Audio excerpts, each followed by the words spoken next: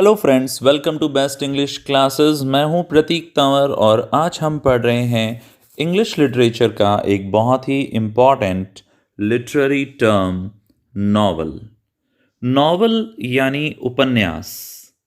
ये एक relatively long work होता है, यानी कि कंपैरेटिवली एक लंबा काम होता है नैरेटिव फिक्शन का। नैरेटिव यानी जिसमें कहानी हो, फिक्शन यानी काल्पनिक। और इसको टिपिकली लिखा जाता है प्रोज फॉर्म में, यानी कि इसमें कविता नहीं है, ये प्रोज है, ये गद्य है। और इसको एक बुक के रूप में पब्लिश किया जाता है। जो आजकल इंग्लिश शब्द बोला जाता है, भाई पुराने ज़माने के नावल की अलग बात है, बट आज के ज़माने में जो नॉवल शब्द है वो एक लंबा काम है, एक प्रोज फिक्शन है। ये आया है इटालियन शब्द नोवेला से। नोवेला का अर्थ होता है नया। प्रोज नॉवेल्स का जो डेवलपमेंट है वो एनकरेज हुआ था जब प्रिंटिंग के इनोवेशन हुए, यानी कि जब प्रिंटिंग स्टार्ट हुई और पेपर सस्ता हुआ 15वीं शताब्दी में, तब बहुत सारे नॉवेल्स आने लगे। पुराने से पुरानी यदि बात करें तो 1010 में भी टेल ऑफ जेंजी आया था, जिसे मुरासाकी शिकिबू ने लिखा था। ये शायद सबसे पुराने नॉवेल्स में से एक होगा। यूरोपियन नॉवेल्स सबसे पहले आए थे अर्ली 17th सेंचुरी में। नॉवेल्स के अंदर वो क्वालिटी थी कि उन्होंने ओवरटेक कर लिया एपिक पोइट्री को। एपिक यानी महाकाव्य, जो एक कविता के रूप में कहानी होती है लंबी, उसकी जगह अब नॉवेल्स आ गए। इसमें शैवलरिक रोमांसेस भी दिखाए जाते थे और ये बहुत ज़्यादा पॉपुलर तरीका बन गया, बल्कि सबसे ज़्यादा पॉपुलर तरीका बन गया कहानी सुनाने का। और इसमें जोर दिया जाता था पर्सनल रीडिंग एक्सपीरियंस को, कि आप अपने हिसाब से बैठ के आराम से पढ़ें। सेमी फिक्शनलाइज्ड नॉवेल्स, जिसमें आधी कहानी होती है और आधी कल्पना, वो हिस्टोरिकल वर्क से इंस्पायर्ड होता है, सच्ची घटनाओं और इंसानों से इंस्पायर्ड होता है। बट प्योर नॉन फिक्शन, एक पूरी तरीके से नॉन फिक्शन यानी पूरी पूरी सच्चाई, उसको नॉवल की कैटेगरी में क्लासिफाई नहीं कर सकते आप।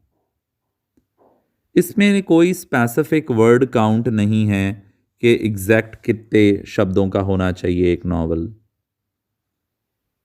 But in general short novels जो होते हैं उन्हें नॉवेला कहा जाता है, और जो उससे भी छोटे होते हैं उन्हें शॉर्ट फिक्शन कहा जाता है। अब हम बात करेंगे नॉवेल्स कितने टाइप के होते हैं। Number 1, mystery novels. मिस्ट्री यानी रहस्य। ये रिवॉल्व करता है, घूमता है किसी क्राइम के चारों तरफ, जिसे सॉल्व करना होगा। ये अक्सर मर्डर होता है, हालांकि ज़रूरी नहीं है कि हमेशा मर्डर हो, पर अक्सर मर्डर होता है। इसका एक ट्रेडिशनल फॉर्मेट है, जिसमें कि एक डिटेक्टिव होना चाहिए, एक जासूस होना चाहिए। वो प्रोफेशनल जासूस भी हो सकता है या कोई नया नवेला भी हो सकता है। यही उस कहानी का प्रोटागोनिस्ट होता है, मतलब मुख्य नायक होता है, और उसके आसपास और कई करैक्टर होते हैं जो मदद करते हैं उसके क्राइम को सॉल्व करने के, और साथ में कुछ सस्पेक्ट्स होते हैं जिनके ऊपर उनको शक होता है। इसका सबसे बढ़िया एग्जाम्पल है सर आर्थर कॉनन डॉयल का लिखा शर्लॉक होम्स। शर्लॉक होम्स के ऊपर मूवीज़ भी आई हैं, वेब सीरीज़ भी है, और ये बहुत ही गज़ब का काम है। यदि आपने अभी तक ये मूवीज़ नहीं देखी हैं तो ज़रूर देखें। तो ये था मिस्ट्री नॉवल, जिसमें कोई रहस्य है जिसको कोई जासूस सुलझाएगा। दूसरा है साइंस फिक्शन। भाई इसमें टाइम ट्रैवल की बात आती है, पर इसमें टाइम ट्रैवल टेक्नोलॉजी की मदद से होगा, किसी जादुई छड़ी को घुमाने से नहीं होगा। साइंस फिक्शन में एलियंस की बात भी होती है। इसमें साइंस एंड टेक्नोलॉजी के आधार पर पूरी कहानी होती है। तीसरा प्रकार है फैंटेसी। इसमें इमेजिनेशन होती है, कल्पना होती है, जिसमें मैजिक यानी जादू और साइंस फिक्शन को भी कई बार इन्वॉल्व कर लेते हैं। पर साइंस फिक्शन में साइंस एंड टेक्नोलॉजी होगी और फैंटेसी में जादू होगा। जैसे लॉर्ड ऑफ द रिंग्स की पूरी सीरीज़ है। अगर आपने ये नॉवल नहीं पढ़ा तो मूवी ज़रूर देखी होगी। क्रॉनिकल्स ऑफ नार्निया, यदि नॉवल नहीं पढ़ा तो मूवी ज़रूर देखी होगी। और हैरी पॉटर, अगर नॉवल नहीं पढ़ा तो भी मूवी ज़रूर देखी होगी। तो ये सब नॉवेल्स पे आधारित हैं। फिर आता है हॉरर नॉवल। हॉरर फिक्शन को उसका नाम इसलिए मिला है क्योंकि इसमें टेरर या ड्रेड, जिसका मतलब होता है भय, आतंक, ऐसे इमोशंस क्रिएट किए जाते हैं रीडर के अंदर।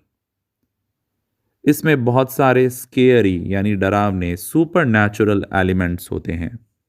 भूत प्रेत की बातें होती हैं, चुड़ैल और डायन की बातें होती हैं, कोई हॉन्टेड हाउस होता है। फिर आते हैं थ्रिलर नॉवेल्स। थ्रिलर नॉवेल्स को भी कई दूसरे जॉनर के साथ में कंबाइंड किया जा सकता है, मिस्ट्री के साथ या साइंस फिक्शन के साथ। इन नॉवेल्स को ऐसे डिज़ाइन किया जाता है कि इससे एक भय की भावना आती है, सस्पेंस होता है, एक साइकोलॉजिकल हॉरर होता है, इसमें मर्डर मिस्ट्रीज़ वगैरह होती हैं, एक थ्रिल, एक रोमांच पैदा होता है। ये किसी क्राइम के बारे में भी हो सकता है जो कि होने वाला है, या कोई डिज़ास्टर जो होने वाला है।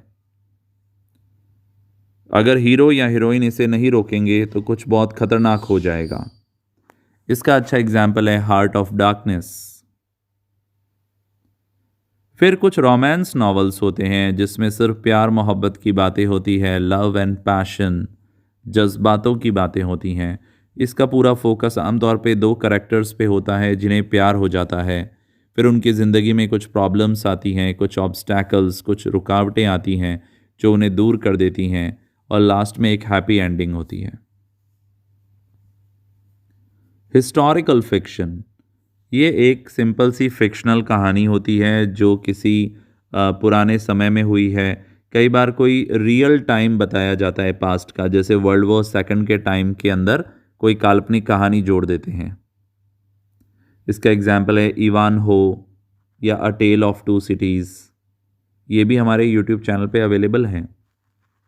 फिर आता है रियलिस्ट फिक्शन। इसमें रियलिस्ट यानी वास्तविकतावाद की बात होती है, कुछ सच्ची बातें होती हैं, बातों को रोमांटिसाइज नहीं किया जाता या उसमें ज़्यादा कुछ उसको सजाया नहीं जाता, वो काफ़ी कुछ रियल लगता है। अब मैं कुछ बहुत ही फेमस नॉवेल्स के एग्जाम्पल दे रहा हूँ, हालांकि ये बहुत थोड़े से हैं, इसके अलावा भी कम से कम 50-100 नॉवल मैं पढ़ चुका हूँ, बट ये हैं जो सबसे फेमस हैं इंग्लिश लिटरेचर में। Animal Farm by George Orwell, the Old Man and the Sea by Ernest Hemingway, Great Expectations by Charles Dickens, Frankenstein one of my favourite by Mary Shelley, Daniel